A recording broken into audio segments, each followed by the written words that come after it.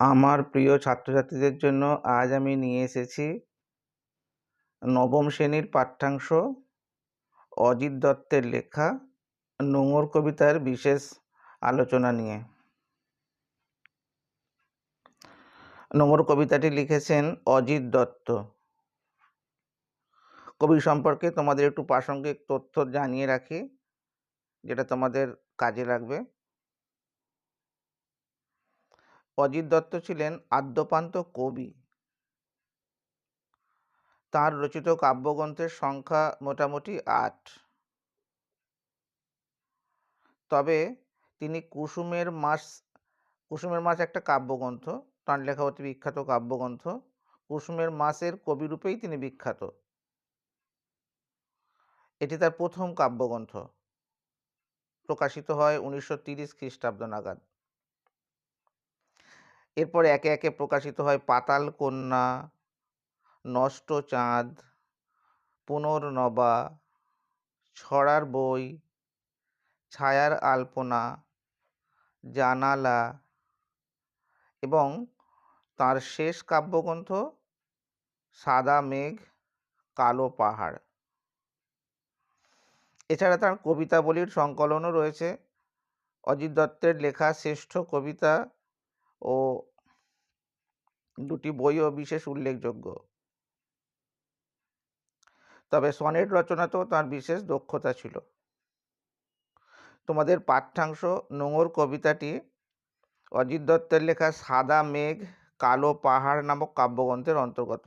এটা কিন্তু তোমরা মনে রাখবে, সাদা মেঘ কালো পাহাড় কাব্যগ্রন্থের অন্তর্গত। সম্ভবত এটাই কবির শেষ কাব্যগ্রন্থ, সর্বশেষ কাব্যগ্রন্থ। কবিতাটি পাঠ করছি, তোমরা একটু মন দিয়ে শোনো। পাড়ি দিতে হবে দূর সিন্ধু পারে, নোঙর গিয়েছে পড়ে তটের কিনারে। সারা রাত মিছে দাঁড় টানি, জোয়ারের ঢেউগুলি ফুলে ফুলে ওঠে, এ তরিতে মাথা ঠুকে সমুদ্রের দিকে তারা ছোটে। তারপর ভাটার স্রোতের প্রবল প্রাণ করে আহরণ। জোয়ার ভাটায় বাঁধা এ তটের কাছে, আমার বাণিজ্য তরী বাঁধা পড়ে আছে।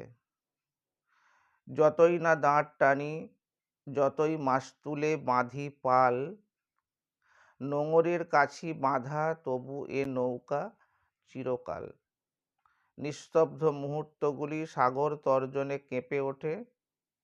গর্জনে স্রোতের বিদ্রূপ শুনি প্রতিবার দাঁড়ের নিক্ষেপে। যতই তারার দিকে চেয়ে করি দিকের নিশানা, ততই বিরামহীন এই দাঁড় টানা। তরি ভরা পণ্য নিয়ে পাড়ি দিতে হবে সপ্ত সিন্ধু পারে, নোঙর কখন জানি পড়ে গেছে তটের কিনারে। সারা রাত তবু দাঁড় টানি। দেখো, কবিতার কথক বলতে চান যে তাকে বাণিজ্য তরী নিয়ে সিন্ধু পারে, সপ্ত সিন্ধু পারে, সাগর পারে তাকে যেতে হবে। কিন্তু কখন যে নোঙর পড়ে গেছে তটের কিনারে, তট মানে সমুদ্রের বা নদীর ধারে কিনারে, যেখানে নৌকা বা নৌ জাতীয় যানবাহন যেখানে আটকানো হয়, বাধা পড়ে, সেখানে কখন যে নোঙর পড়ে গেছে তা তিনি বুঝতেই পারেননি। না বুঝতে পারার কারণেই তাকে মিছেই সারা রাত দাঁড় টানতে হয়েছে।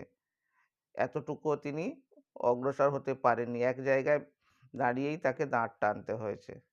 এদিকে জোয়ারের ঢেউগুলি ফুলে ফুলে ওঠে, কখনো জোয়ার কখনো ভাটা, কখনো জোয়ারের সময় ঢেউ, বড় বড় ঢেউ আসে, ফুলে ফুলে ওঠে। আর সেই ঢেউগুলো কি করে, তরি মানে নৌকা, তরিতে মাথা ঠুকে সমুদ্রের দিকে তারা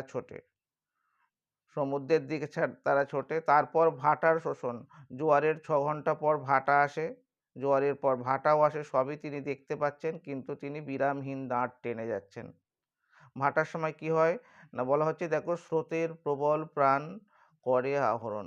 জোয়ারের সময় যেমন প্রবল স্রোত থাকে, বড় বড় ঢেউ থাকে, আর ভাটার সময় সেটা আর থাকে না। ভাটার সময় সব জল সমুদ্রের দিকে চলে যায়। তাই বলা হচ্ছে স্রোতের প্রবল প্রাণ, কেন প্রবল প্রাণ জোয়ারের সময় থাকে, আর ভাটার সময় সেটা চলে যায়, থাকে না আর। স্রোতের প্রবল প্রাণ করে আহরণ, জোয়ার ভাটায় বাঁধা এ তটের কাছে। কেননা কবি যে নদীতে বাণিজ্য তরী নিয়ে দাঁড়িয়েছিলেন, বাণিজ্য তরীতে অবস্থান করছিলেন, সেখানে বলা হচ্ছে সেখানে জোয়ার ভাটা খেলে, তাই প্রতিদিনই সেখানে জোয়ার ভাটা হয়। আর তাই বলা যে জোয়ার ভাটায় বাঁধা এ তটের কাছে আমার বাণিজ্য তরী বাঁধা পড়ে আছে, বাঁধা পড়ে আছে, তাই তিনি সপ্তসিন্ধু পারে পাড়ি দিতে পারেননি।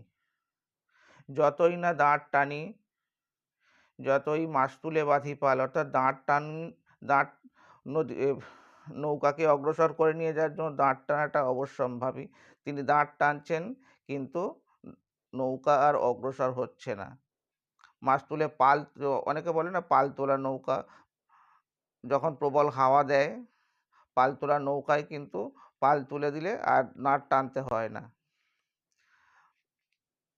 পাল তুলে দিয়েও কিন্তু কিছু কার্যকরী ভূমিকা নেয় না, এক জায়গাতেই অবিরাম দাঁড় টানা হয়ে যায়।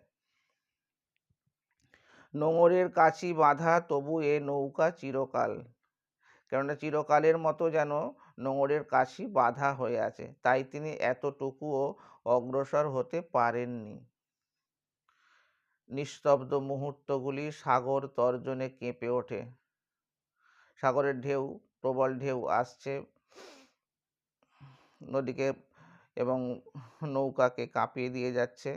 স্রোতের বিদ্রূপ শুনি প্রতিবার দাঁড়ের নিক্ষেপে, কখনো তিনি যখন দাঁড় টানছেন সেই দাঁড়ের শব্দগুলো, প্রতি শব্দগুলো যেন আবার ফিরে আসছে। স্রোতের বিদ্রূপ শুনি প্রতিবার দাঁড়ের নিক্ষেপে, দাঁড় নিক্ষেপের সেই শব্দটাই ফিরে ফিরে আসছে। তখনকার দিনে যারা নদীপথে মাছ ধরতে যেতেন বা অন্য কোনো কাজে যেতেন, সন্ধ্যের দিকে বা রাতের দিকে তারা তারার দিকে চেয়ে কোন দিকে কত দূর যেতে হবে তারা দিকের নিশানা পেতেন। সেটাও তিনি বুঝে উঠতে পারছেন না, এক জায়গাতেই সারাক্ষণ আছেন, তাই বুঝে উঠতে পারছেন না এখন কত রাত বা কত সকাল হতে কত বাকি। তিনি বিরামহীনভাবেই দাঁড় টেনে চলেছেন। তরি ভরা পণ্য নিয়ে পাড়ি দিতে হবে সপ্ত সিন্ধু পারে। তিনি বাণিজ্য তরী নিয়ে আটকা পড়ে আছেন এক জায়গাতেই। বলছেন, তিনি স্পষ্টত স্বীকার করছেন যে কখন না জানি, নোঙর কখন জানি পড়ে গেছে তটের কিনারে, তবু সারা রাত দাঁড় টানি, তবু দাঁড় টানি। অর্থাৎ তিনি বুঝতেই পারছ, মিছেই তিনি দাঁড় টেনে চলেছেন, এক জায়গাতেই তিনি অবস্থান করছেন।